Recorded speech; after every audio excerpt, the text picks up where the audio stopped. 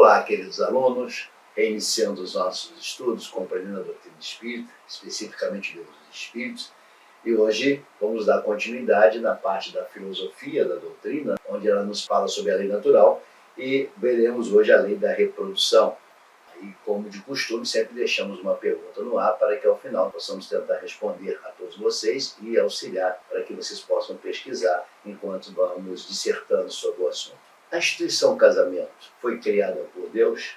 Será que a expressão que Deus uniu, o homem não separa, foi uma lei dirigida ao casamento, à instituição casamento? Vamos ver? Não se esqueça de se inscrever no nosso canal, ativar o sino para receber notificações de novas postagens e se estiverem gostando dos vídeos, dá um like pra gente.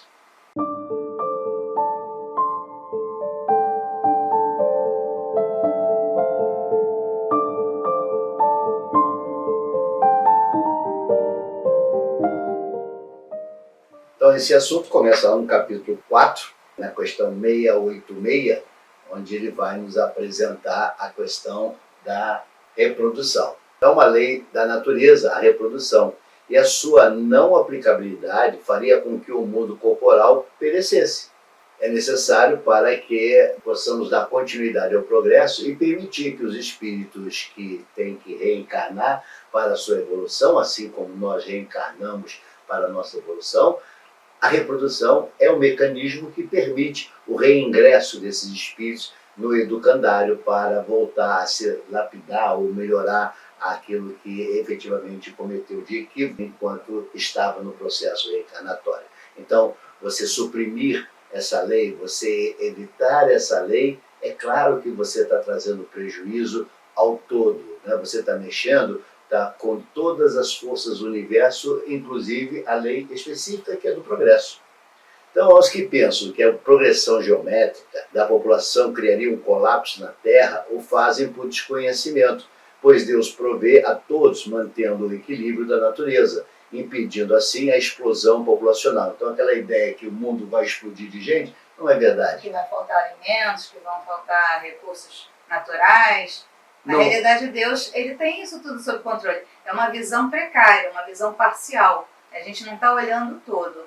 Mas Deus, na sua infinita sabedoria, sabe o que é necessário para manter esse equilíbrio. Onde não há equilíbrio, há o caos.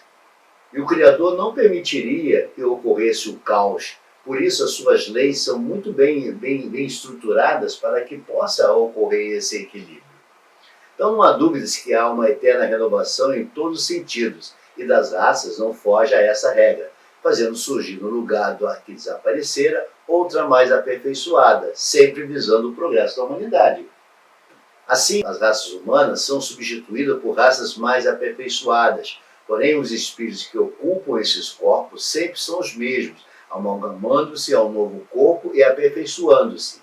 Desta forma é que se vê corpos primitivos tendo sido ocupados por espíritos que, após sua devida depuração, passam a ocupar corpos atuais. Nós vamos encontrar isso com bastante detalhe lá na Gênesis, falando sobre essa questão de corpos primitivos e ocupação de espíritos. Como é que se dá isso? Aí vem aquela história, o homem é originário do macaco? Não é bem assim. Como ele bem acentua na Gênesis, ele ocupa uma estrutura primitiva, mas o espírito já não é mais primitivo. Ele está falando aqui, fazendo bastante distinção entre espírito e matéria. Então ele fala que quanto à matéria não existe problema algum. Inclusive ele levanta aqui uma hipótese sobre a origem do corpo humano, na Gênese.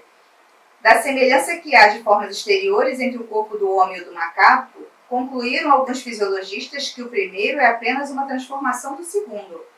Nada aí há de impossível, nem o que, se assim for, afete a dignidade do homem.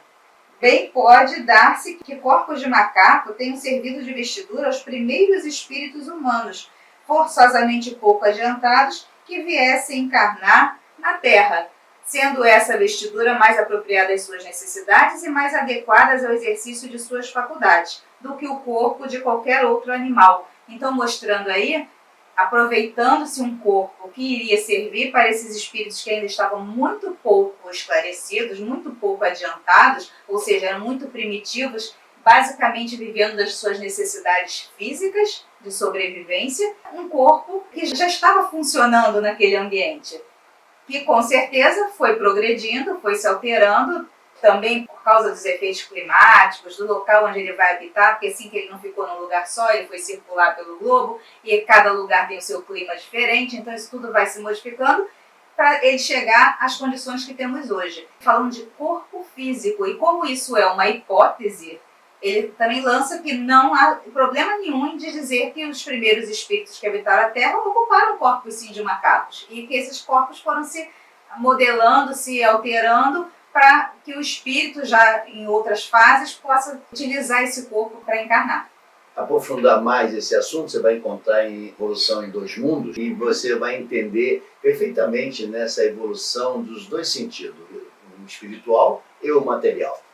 Então acentua-se na questão 689, substituirão outras raças mais aperfeiçoadas que descenderão da atual, como os homens civilizados de hoje descendem dos seres brutos e selvagens dos tempos primitivos. Assertiva de que tanto os espíritos quanto Kardec alinha-se com a teoria de Darwin, ou seja, mostrando essa evolução, mostrando a evolução do espírito e do corpo. Lembre-se da definição que o Criador ele criou espíritos simples e ignorantes. Então, naquela fase que habitavam corpos primitivos, ainda éramos ignorantes, e que vamos depurando e vamos evoluindo, de igual forma, os nossos corpos físicos.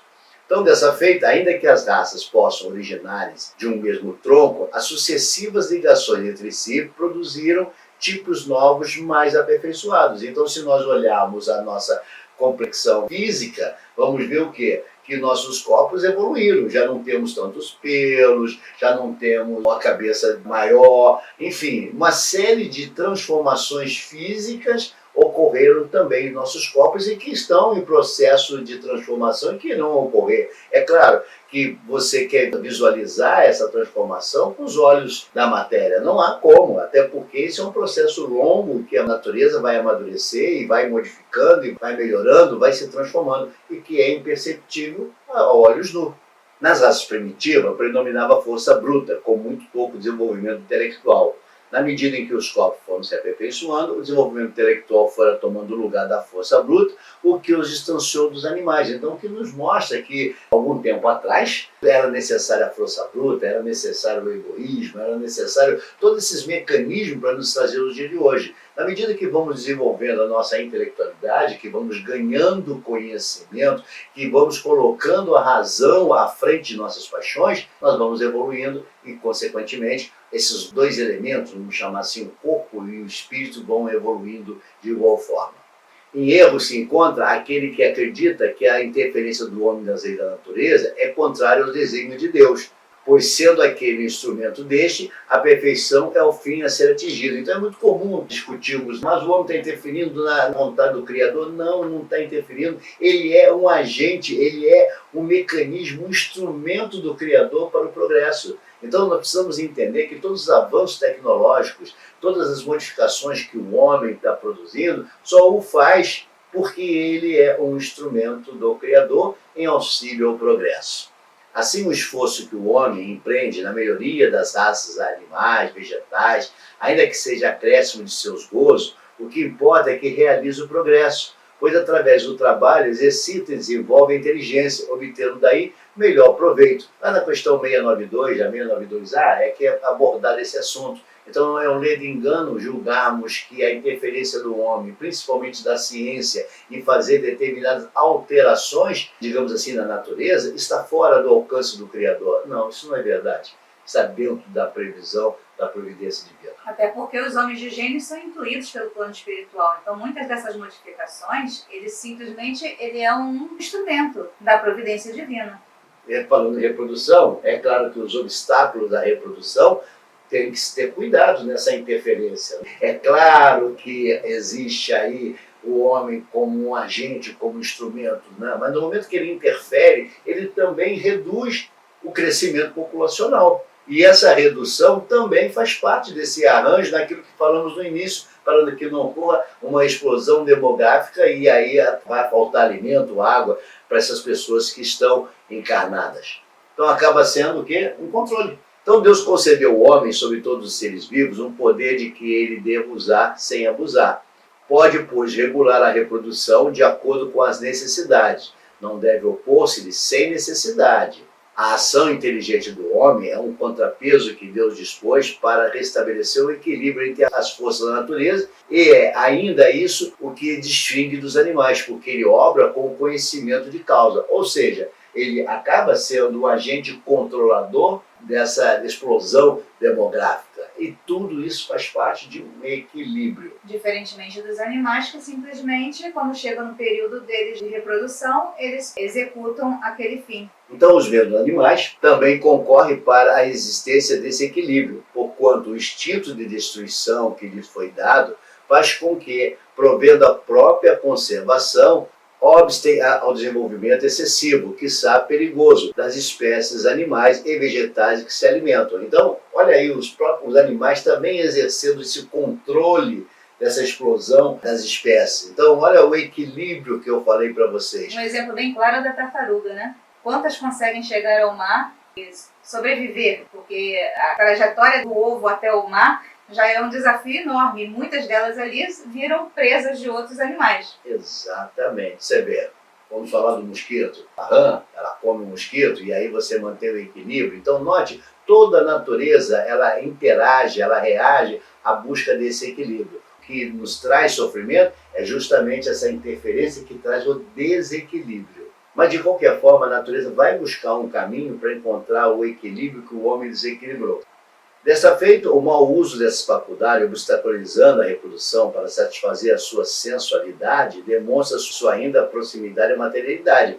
Então, ele está te mostrando que quando o homem usa os instrumentos de controle da reprodução para atender seus interesses sensuais, ele está interferindo sim na natureza. O que está se falando é um equilíbrio, é uma escolha, é uma busca dessa balança encontrar-se equilibrado. Agora, quando o homem usa isso somente para atender seus interesses sensuais, é claro que ele vai desequilibrar a balança da natureza. E estamos falando da intenção com que é utilizado esse objetivo. E essa intenção, ela pode acarretar débitos para aquele que está se utilizando dela. Então, se você utiliza porque você não quer ficar com o corpo deformado, se você não quer se dedicar ao próximo por egoísmo, eu não quero ter ninguém que eu tenha que cuidar. Então, olha os motivos que estão levando você a obstaculizar a reprodução.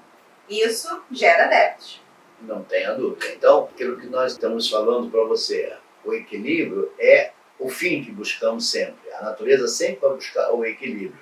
Quando nós agimos dessa forma, nós estamos concorrendo para o desequilíbrio. Porque sim, se nós temos todo o aparato necessário para realizar a reprodução e não o fazemos por interesse próprio, por puro egoísmo, é claro que isso trará prejuízos a você, aos seus débitos que você vai acumular e à própria natureza que você está sendo agente desse desequilíbrio. Um outro ponto que é abordado também é a questão do casamento, na questão 696 e as notas de Kardec nos fala sobre a questão do casamento. O casamento permanente dos seres não é contrário à natureza, mas sim um progresso da humanidade, pois o estado de natureza é da união livre e fortuita do sexo. Então a união livre e fortuita do sexo é o estado da natureza. Porém, o homem, na busca desse regramento, na busca de trazer equilíbrio, de trazer um ordenamento social, vai criar a instituição casamento. Então não foi Deus que criou o casamento. Não foi Deus que criou o casamento. Ou melhor, instituiu o casamento. Não instituiu o casamento. Isso é uma instituição criada pelo homem para trazer equilíbrio, trazer moralidade, enfim, uma série de fatores que concorreram para instituir o casamento e que é visto com bons olhos pelo mundo espiritual porque ele tem uma conotação de progresso. Então o casamento constitui um dos primeiros atos de progresso nas sociedades humanas, porque estabelece a solidariedade fraterna e se observa entre todos os povos, se bem que em condições diversas. A abolição do casamento seria, pois, regredir à infância da humanidade e colocaria o homem abaixo mesmo de certos animais que lhe dão um exemplo de união constante. Então está te mostrando que esse regramento se faz necessário, porque o homem necessita de ter, digamos assim, essa cerca limitadora do seu direito, porque o homem ainda não tem essa consciência. Né? O homem, quando adquirir essa consciência, não vai precisar de leis para regrar as suas relações o homem terá a plena consciência do seu direito, dos seus deveres. Mas por ora, por não termos essa consciência, é necessário a criação dessas instituições para trazer o equilíbrio, para trazer uma certa moralidade nas relações humanas.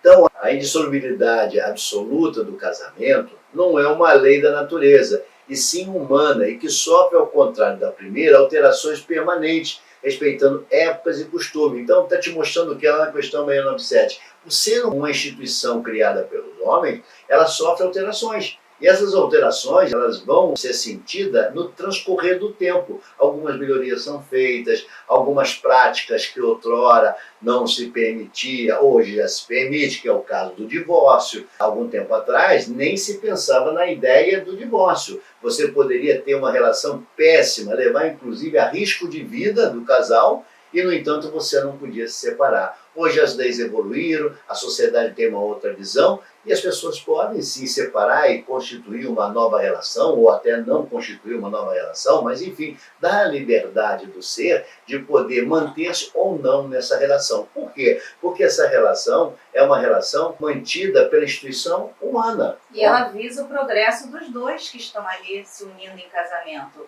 Porém, quando essa união ela vai trazer mais prejuízos do que benefícios, é melhor que se separe. E aí veio aquilo que nós colocamos, aquilo que Deus uniu, o homem não separa. O que está se falando ali? O que os evangelhos estão te dizendo sobre isso? Está te dizendo que a união espiritual, a união afetiva, essa é indissolúvel. Essa não há como quebrar. Agora, a união constituída pelo instituto criado pelo homem, essa não, essa é dissolúvel. Essa é possível se dissolver. A união afetiva, a união de espíritos, a união que é constituída no plano espiritual, essa não tem uma regra humana. Logo, é a regra que prevalece, a regra que o Criador instituiu, que são espíritos afins que se juntam, que se unem com um propósito. E o celibato voluntário? Não quero me casar, tenho toda a condição, mas não quero me casar, quero viver sozinho. Será que a doutrina olha com bons olhos? Será que ela enxerga essa opção sua como uma coisa aceitável? E ele nos fala o seguinte, tá? Na questão 698 a 699, inclusive nota de Kardec. E não esqueça que nota de Kardec ela tem no livro uma letra diferenciada para você saber o que foi dito pelos espíritos, aquilo que é o pensamento de Kardec. Então, o celibato voluntário não pode ser visto como meritório quando vivido por egoísmo. Entretanto, aos que assim se privam para o serviço da humanidade, a este sim recebe a graça do Criador. Então, não é uma regra, não é uma constante. Depende do motivo que leva a esse celibato. Exatamente. Então, tem pessoas que não querem se unir porque ela tem um propósito de servir a humanidade, elas desejam servir a humanidade. Então, é perfeitamente aceitável que ele não constitua o casamento, que ela não se una.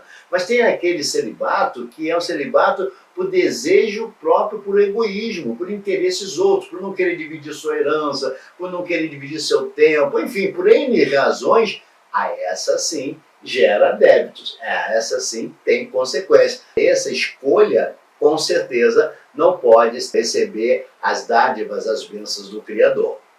Então não é possível que Deus se contradiga, nem que ache mal o que ele próprio fez.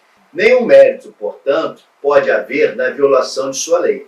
Se o celibato em si mesmo não é um estado meritório, outro tanto não se dá quando constitui, pela renúncia às alegrias da família, um sacrifício praticado em prol da humanidade, aquilo que vimos falando. Todo sacrifício pessoal, tendo em vista o bem e sem qualquer ideia egoísta, eleva o homem acima de sua condição material. Então ele está te mostrando que esse celibato voluntário a serviço do outro, a serviço da humanidade, esse recebe a chancela do bom espírito, porque é uma escolha, é um desejo, é uma missão que esse espírito abraça, e aí o casamento, nessa circunstância, traria algum prejuízo na realização da obra. É claro que existem casais que se dedicam a determinadas obras sociais, a determinadas construções em prol da humanidade, e os dois estão juntos. Então, é possível, né? Mas também há aqueles que optam em estar só na realização daquele projeto. Isso é meritório? Sim, é meritório. Não é o do egoísmo, escolha por egoísmo. Fechando esse tema, vamos falar sobre poligamia. Poligamia, será que isso tem uma chancela da lei natural? Será que isso é possível? Falamos no início que não. A natureza, ela busca o equilíbrio. Então, a poligamia é uma lei humana e que nada encontra apoio nas leis da natureza, dado o equilíbrio numérico entre os sexos. Por outro lado, o casamento há de se fundar em afeições dos seres e na poligamia, ao contrário senso, o que se tem é a união pela sensualidade.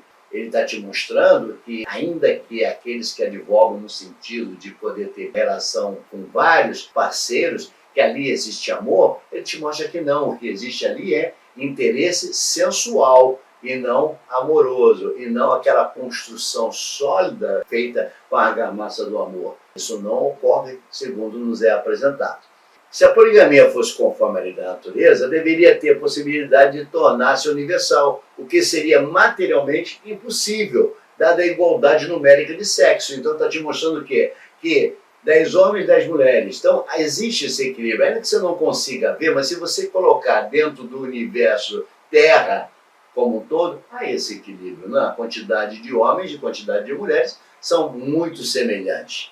Então, a poligamia deve ser considerada como um uso ou legislação especial apropriada a certos costumes e que o aperfeiçoamento social fez que desaparecesse pouco a pouco. Então, está te mostrando que a poligamia não é uma lei natural. Ela tende a desaparecer. Ela tende a desaparecer, até porque essa afeição, essa ligação de um coração para outro tem um propósito, ela tem um sentido. Ela não pode ser aberta a todos. Isso não traz uma segurança. Perdoe-nos aquele que defende o contrário, mas é preciso fazer um exame crítico, um exame racional dessas relações e ver a durabilidade dessas relações. Porque sim, algumas coisas têm ocorrido de modismo e que mais à frente colheremos os resultados, veremos os resultados. Hoje os defensores dizem, não, olha, isso é verdadeiro, isso existe, eu realmente posso me relacionar com os seres eu desejar. Será? Nós não temos ainda uma conclusão ao final, até porque essa história não acabou, mas podemos asseverar que esse modismo ele tende a buscar um final, ele tende a buscar um equilíbrio, porque o equilíbrio é a relação do casal, até porque você une, você tem essa união no sentido da procriação. E para essa finalidade que os casais se unem. Bom, esperamos que vocês tenham gostado, esperamos que tenhamos trazido luz a esse assunto, é um assunto polêmico, né? Tem diversas defesas a favor, contra, mas aquilo que falamos sempre, nós temos que fazer uma escolha. Ou seguimos a doutrina tal qual nos é apresentado, ou mudamos de segmento. Se eu quero seguir a doutrina pregada por Kardec, aquilo que o mundo espiritual nos apresentou, eu vou seguir ipsiliter aquilo que está nos apresentando. Não, eu não concordo. Então nós temos que mudar de segmento. Temos que mudar de livro, temos que mudar de doutrina. O que não pode é, eu aceito isso, não aceito aquilo. Olha, eu concordo com isso, eu concordo com aquilo. Ora, quando você não concorda com aquilo que está te apresentando a doutrina, você está desnaturalizando, você está criando barreiras na compreensão da doutrina. Ou sigamos a doutrina ou abandonamos a doutrina. E ela nos apresenta com bastante lucidez todo esse capítulo, ainda que a modernidade, ainda que o modismo esteja atrapalhando essa compreensão na atualidade e que tende, como falamos mais à frente, encontrar o equilíbrio, encontrar as bases que foram nos apresentadas sobre a questão da reprodução, do casamento, do celibato e tantas outras questões que iremos ver mais à frente no capítulo ou no segmento que se trata da filosofia propriamente dita da doutrina espírita. Esperamos vê-los no próximo encontro e que a paz do Mestre Jesus habite no coração de todos nós.